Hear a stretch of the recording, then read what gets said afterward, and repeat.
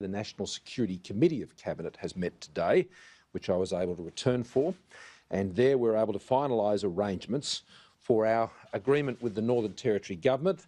I'll be meeting with the Chief Minister this afternoon to work through these and many other issues as an important bilateral discussion with the Chief Minister for the use of the Howard Springs facility, which under the agreement is referred to as the Northern Territory Centre for National Resilience.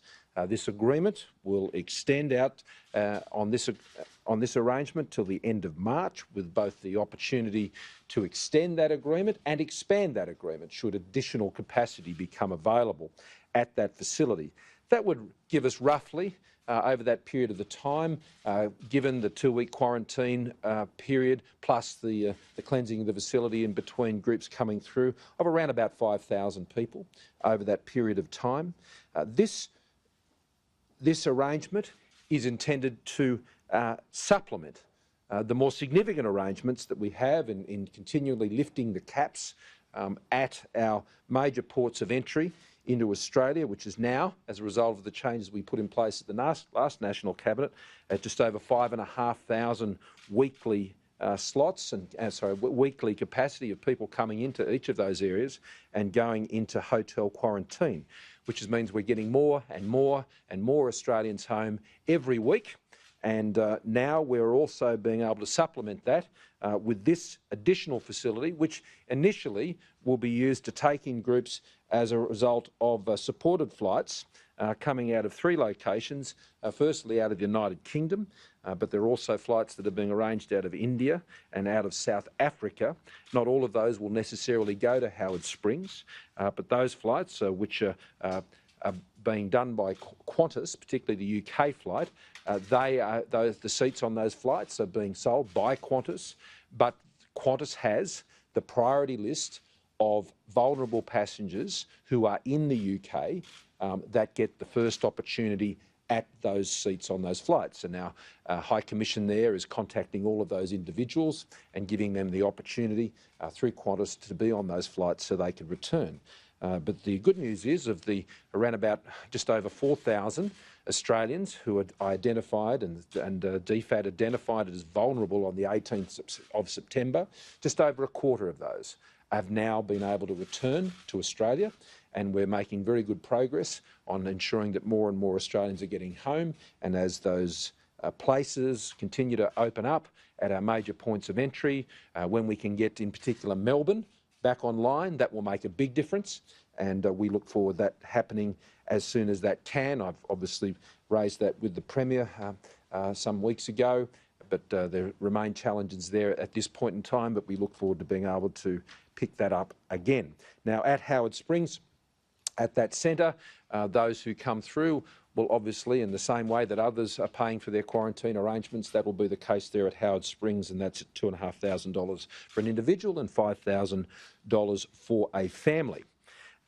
Today, we also, as a NSC, a National Security Committee of Cabinet, further discussed how we may be able to progress in a number of other areas, and that is travel from safe countries into Australia.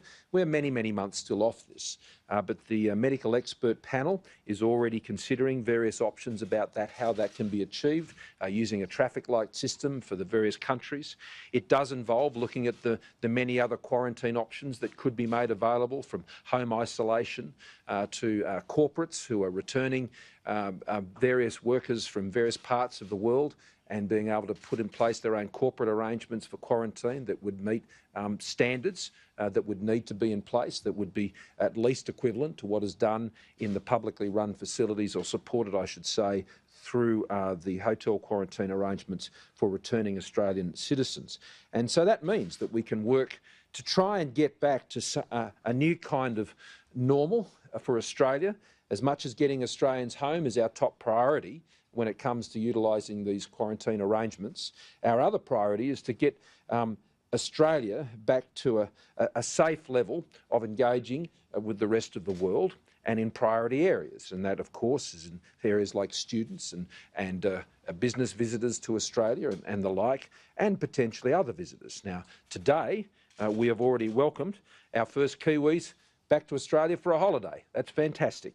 Some 230, I understand, were on the flight this morning that has arrived, and I think is just going through customs now as we speak, and there are others who will be coming, and we welcome those Kiwis. Kia ora to those Kiwis who have joined us today. I hope you enjoy your holiday in New South Wales or the Northern Territory or at the ACT, and tell your friends, and we look forward to seeing more of you. We've got a few Australians in New Zealand at the moment for the Bledisloe on the weekend, and there'll be a few Kiwis heading this way for the Bledisloe return matches here in Australia in a few more weeks' time.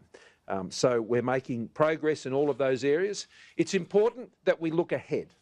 Yes, we need to deal with the here and now when it comes to COVID-safe travel and behaviour and quarantine and returning Australians. But with or without a vaccine, we need to be in a different place next year to where we are this year. And we need to be planning for that now, and we are, just as we've been planning around these Howard Springs arrangements now for some period of time.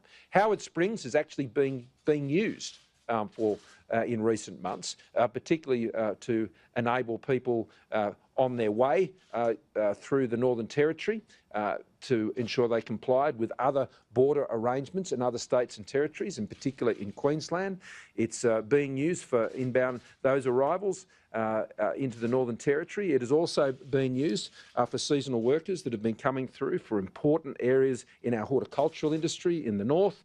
And so now, as we move into this next phase, we'll be able to use this facility to support the far greater capacity, which has always been our first priority, of opening up those ports of entry.